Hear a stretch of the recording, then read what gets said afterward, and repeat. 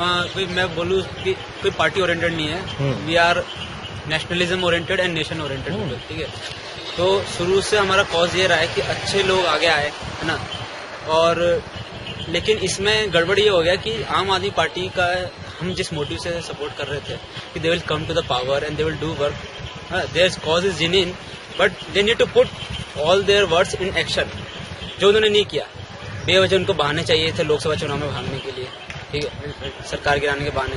फिर से वो भी वही काम कर रहे थे, मतलब जिस तरह के वो आइडियाज दे रहे थे बिजली और पानी पे और वगैरह सब उनकी स्कीम पॉलिसीज, मतलब they are actually not sustainable policies, ठीक है। लेकिन वो जानते हैं कि जिस जनता को बेवकूफ कांग्रेस बीजेपी ने बनाया है, अब उसको हम बेवकूफ बनाते हैं, अब वो उस मौके का फायदा उठा रहे हैं। और मोदी को अपोज करना, ठीक है, मोदी वो व्यक्ति हैं जिन्होंने 12 साल बहुत ही डेडिकेशन के साथ काम किया है और एक मतलब बेंचमार्क सेट किया पूरा, गुजरात को एक मॉडल सेट किया है जिसकी तारीफ पूरे विश्व भर में होती है। तो उनके जैसे व्यक्ति को I don't know why Kejriwal is criticising him, I don't know where he stands in front of Modi. Important बात ये है कि अब अभी देखो क्या हो रहा है। अभी बहुत अब न्यूज चैनल के डिबेट देख लो, कांग्रेस के बहुत कम ही प्रतिनिधि आपको वहां दिखेंगे। क्यों? क्योंकि मोर्चा किसने संभाल रखा है? अरविंद केजरीवाल ने, योगेंद्र यादव ने, है ना, प्रशांत भूषण ने, कमल चिन्मय मित्रा ने, एक्सेट्रा एक्सेट्रा।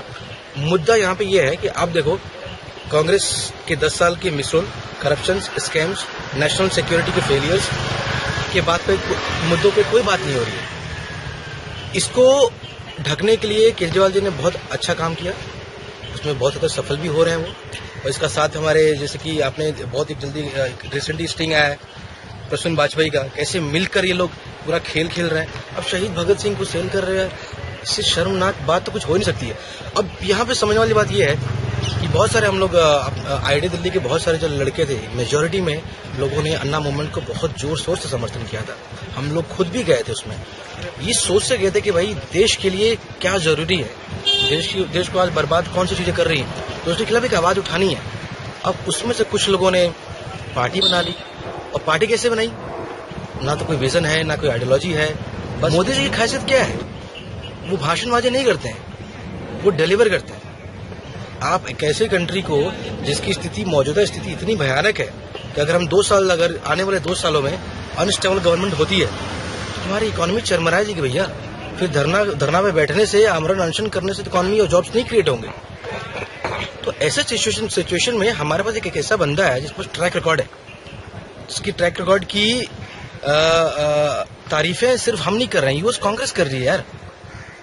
तो फिर सोचने वाले बात यहाँ पे ये बहुत चिंताजनक बातें हैं कि नेशनलिस्ट पॉइंट ऑफ व्यू से, भारत के पॉइंट ऑफ व्यू से हमारा क्या योगदान हो सकता है। अगर हम भी, हमारे बहुत सारे दोस्त हैं, मैं एक बार खत्म कर लूँ इसको, हमारे बहुत सारे दोस्त हैं जो आज भी कुछ शायद किसी रूप से एक ब्लाइंड सपोर्टर हो गए हैं आम आदमी पार्टी से, लेकिन जब हम इन प्रश्नों को उनके सामने रखते हैं तो जवाब नहीं होता उनके पास।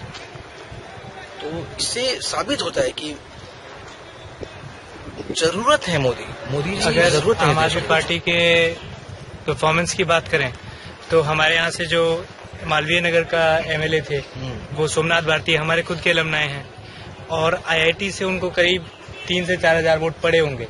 उसके बिना वो एमएलए नहीं बनते, उसके बिना उनके 36 एमएलए होते नहीं, उसके बिना आम आदमी की सरकार नहीं बनती। तो अगर आम आदमी की सरकार 50 दिन भी चली है तो उसमें आईआईटीएंस का हाथ है, और उतने के बावजूद आप देखें तो मालवीय नगर की भी कोई प्रॉब्लम सॉल्व नहीं हुई है।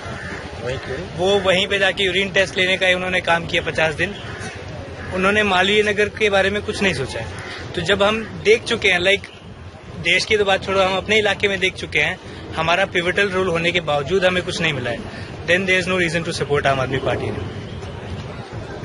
और एक और चीज है कि जो हमारा देश अकॉर्डिंग टू सम एक्सपर्ट्स कि हमारा जो डेमोग्राफिक चेंज होने वाला है 2020 तक, वो ऐसा है कि India is going to face a situation in which India is going to have the largest young generation people. अगर उस यंग जनरेशन को सही डायरेक्शन नहीं दी गई तो इंडिया किस गर्त में जाएगा हम नहीं जान सकते।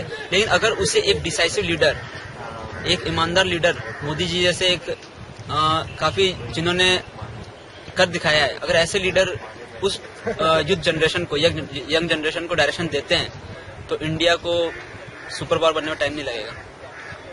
और एक बात और, जैसे केजरीवाल साहब ने 49 दिन की जो अपनी गवर्नमेंट चलाई, और जो 49 दिन में अपने आप को बता रहे हैं जो बीजेपी ने या कांग्रेस ने नहीं किया 60 सालों में। पहली बात तो यह है बीजेपी कभी शासन में ज्यादा दिन नहीं रही, और दूसरी बात यह है 49 दिन में जिनका विजन था, India can not run on subsidies, can not run on free waters. और देश का जो अब्दुल कलाम जी ने जो 2020 का विजन देखा था कि इंडिया सुपर पावर रहेगा, वो सुपर पावर सब्सिडीज पे, फ्री वाटर्स पे और अपीसमेंट पॉलिसीज पे, या कि इमाम बुखारी से मिलना है, तौकीर रजा से मिलना है, इस टाइप की दोहरी नीति से नहीं चलने वाला इस देश। और देश का युवा, देश का टेक्नोक्रेट्स और ये सारी चीजें नकार चुका है। और ये सवाल पूछने से अच्छा है, मुझे लगता है कि मैं चाहूंगा वो अपना विजन बताएं।